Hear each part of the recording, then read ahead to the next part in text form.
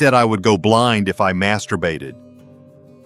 I still remember hearing those words as a teenager, spoken with fear, whispered in shame, and accepted as truth. And now, decades later, I meet older men every day who are still haunted by those same warnings, not from blindness, but from something far worse: guilt. If you're over 60 and you've ever touched yourself or felt the desire to, you've likely carried this silent burden too. Not because you're sick, not because you're broken, but because society convinced you that something natural was wrong. I'm Dr. James, a board-certified urologist and men's health expert with over 30 years of experience helping men just like you. What I've seen is heartbreaking: men who've lost their confidence, their peace of mind, and sometimes even their relationships, not because of masturbation, but because of what they were taught to believe about it. In this video, I'm going to tell you the truth, because what's been stealing your strength, your energy, and your dignity isn't masturbation. It's the lie that said you should be ashamed of it. And once you understand that, something powerful happens. You begin to take your life back. But before you can reclaim your strength and peace of mind, you need to separate fact from fiction, because everything you thought you knew about masturbation after 60 is about to be challenged by science, not fear. Let's start with the most important truth of all, the one that decades of silence, shame, and misinformation have tried to bury. Masturbation is not your enemy.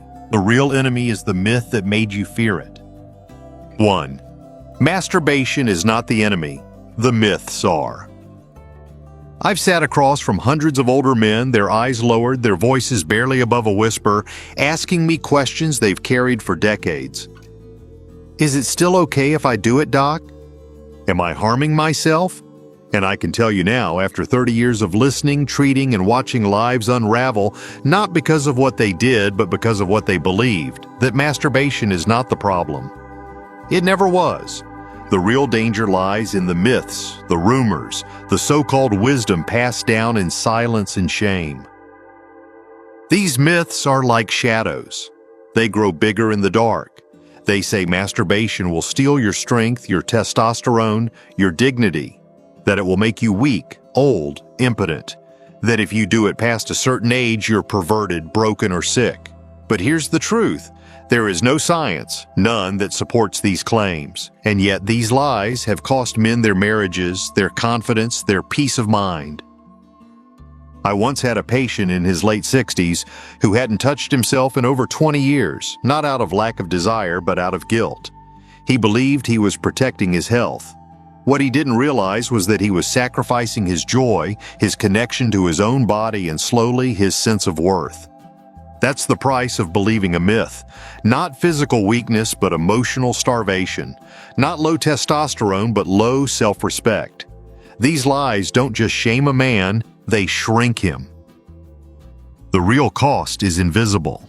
It shows up in the quiet loneliness of the man who avoids touch, in the bottled-up frustration of the husband who cannot speak to his wife about desire, in the confusion of the father who tells his son to never do that while never fully understanding why. This damage doesn't come from biology, it comes from belief.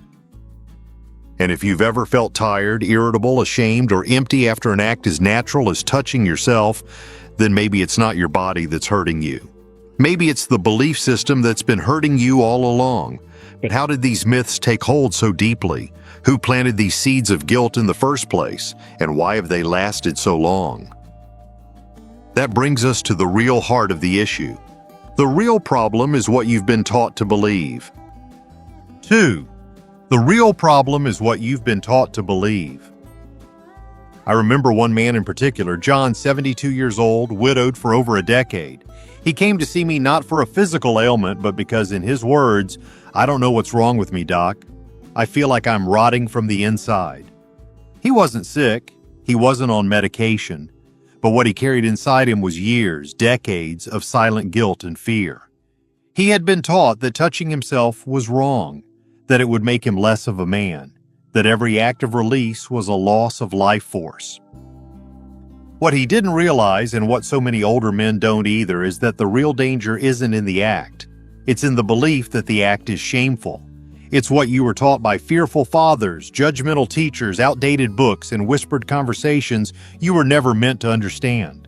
These beliefs wrap themselves around your identity, and they don't just cause embarrassment. They cause damage, real, lasting, corrosive damage. Because when you believe that something natural is wrong, you split yourself in two. You begin to distrust your own instincts. You punish your body for having desires. You suppress your urges and call it discipline when in truth it's self-denial dressed in fear. That fear festers. It creates stress, anxiety, even depression. You become tired not from age but from the constant inner war you never signed up for. And here's the part no one tells you. The body remembers the tension in your shoulders, the tightness in your chest, the fatigue that no nap can fix. For many men, that's not aging, it's emotional suffocation, built over years of believing that masculinity must come without vulnerability, that pleasure must be earned, or worse, avoided. These beliefs can quietly dictate your life. They can make you push people away, avoid intimacy, numb yourself, and all the while you think you're being strong. But strength isn't the absence of desire. True strength is facing it, understanding it, and owning it without shame. So where did this toxic belief begin? Why do so many older men still carry this invisible burden, even in a world that's changing around them? To answer that, we need to look deeper into a syndrome you've likely never heard of, but may have lived with for years without realizing. 3. There is no scientific evidence that semen loss harms your health. I've lost count of how many men have sat in front of me, their hands clenched tightly, eyes filled with worry, asking, "Doc, am I losing my energy because I ejaculate?" Some say it with embarrassment, others with panic. Almost all of them carry the same invisible wound, this haunting belief that every orgasm takes something away from them they'll never get back. And they're not alone. This belief has crossed cultures, languages, and generations. It's become so deeply embedded in the male psyche that many no longer question it. But I'm here to tell you as plainly and firmly as I can, there is no scientific evidence, none, that supports this fear. Semen is made of water, proteins, and small amounts of minerals like zinc and magnesium. It's not some rare fuel that your body will run out of. Your system was designed to regenerate it. That's how nature works. Just like we make new blood cells, new skin, new bone, your body can and does create semen constantly. Losing it through ejaculation does not weaken you. It does not shorten your life. It does not cause fatigue, hair loss, or muscle decline. Those are fears, not facts. But here's where things get dangerous. When a man believes that each release is a threat, he begins to fear his own body. He starts to associate natural desire with illness. He avoids touch. He isolates. And in that isolation, the mind begins to spiral. Guilt turns into anxiety. Anxiety becomes fatigue. Fatigue becomes depression. And none of it is coming from semen loss. It's all coming from the weight of misinformation. I've seen it steal joy, ruin marriages, and push men into years of silence and shame. That's the real cost. Not physical weakness, but emotional ruin disguised as discipline. This fear has a name. It's been documented by doctors. It's known as DAT syndrome, and it's spreading. Not through biology, but through belief. And the most terrifying part is that most men who suffer from it have no idea it even exists. They just know they feel wrong. So what exactly is DAT syndrome, and why is it becoming more common even in the Western world? What you're about to learn may explain more than you ever realized about the struggles you faced in silence. 4. The real danger is emotional, not physical. A man once told me, "Doc, I'd rather be in physical pain than feel this constant shame." That hit me hard, because shame doesn't show up on an X-ray. You can't measure it with a blood test, but it's real.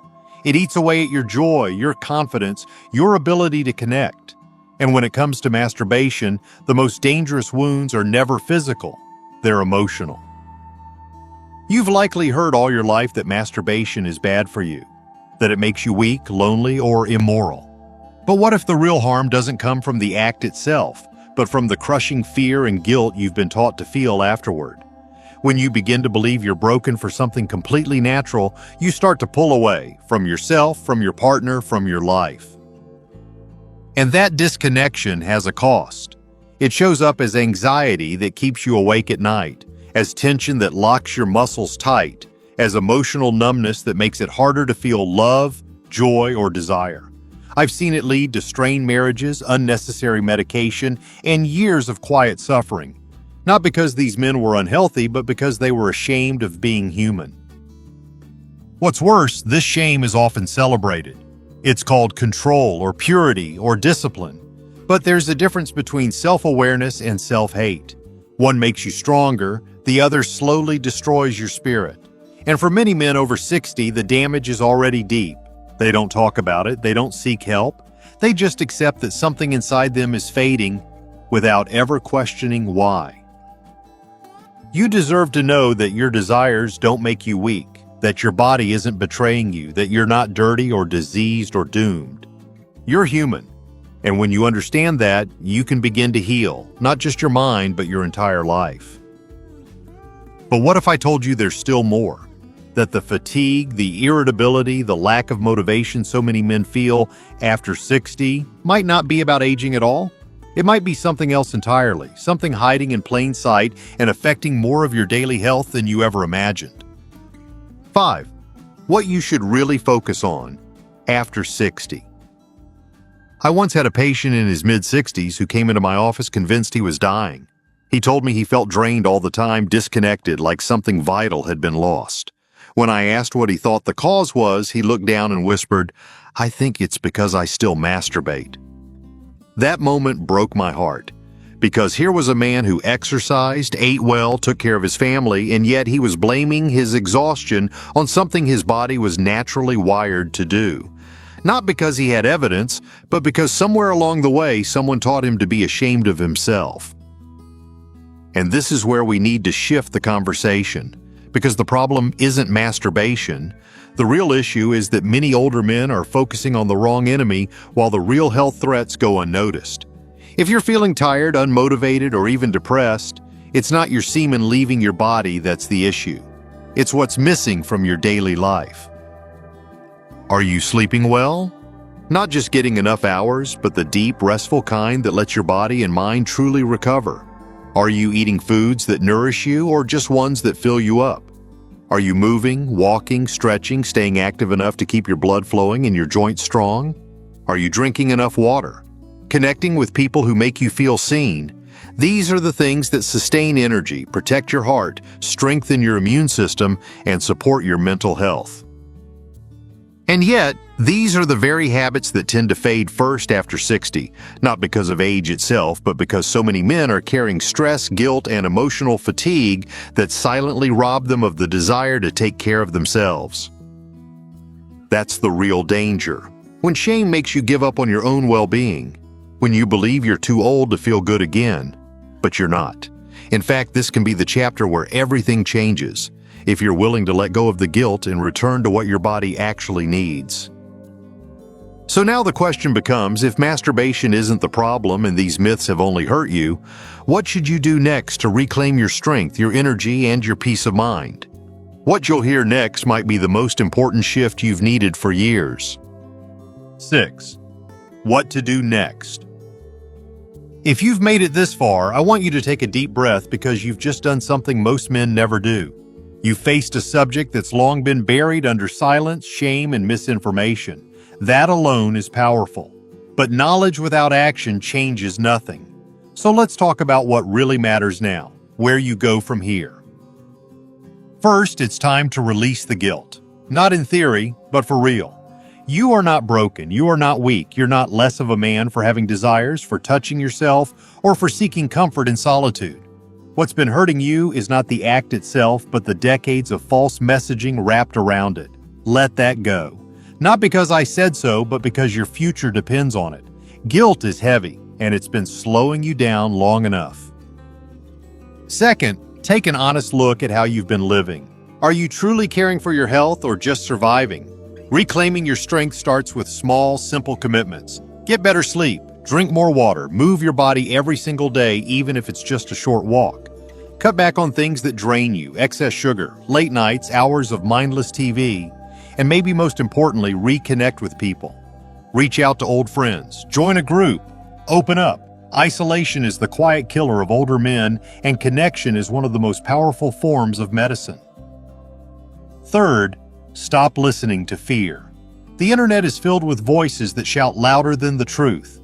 But your body isn't a battleground. It's a living, breathing, beautiful thing.